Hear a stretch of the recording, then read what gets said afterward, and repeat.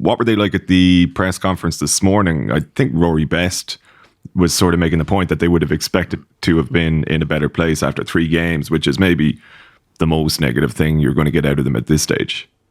Yeah, it was definitely a different tone from Rory Best. He spoke really well. The live quotes are there in the 42 if people want to have a look. He said exactly that. Yeah, we expected to have 3 wins and be more in control of our destiny. He was more honest certainly than last night and wasn't quite putting that positive spin on it.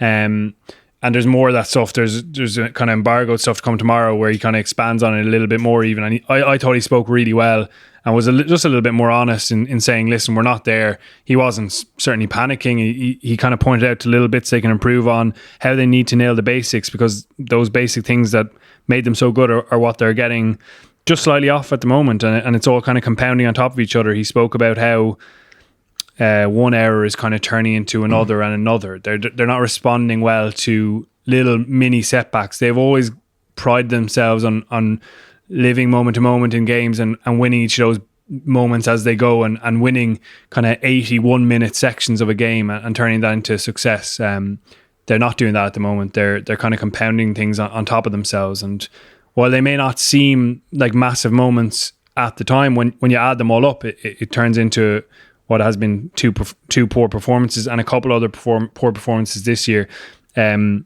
So yeah, he wasn't quite negative about where Ireland are. He said they're absolutely still very assured of what we're capable of and how we get there.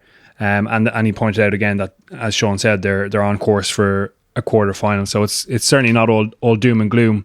And certainly sensing that from some of the fans, they're kind of maybe frustrated at some of the reporting around this, but like, we got a call as we see it, and it was 2 poor performances in a row, and we're not Ireland fans, we're journalists, and we're there to report on what we see as impartially as we can. So yeah, we're not trying to be overly negative, but there's a lot in it. There, I watched the game back there on the train down, and it's just, I was going to say uncharacteristic, but some of this stuff is kind of becoming a little bit characteristic, the errors they're making.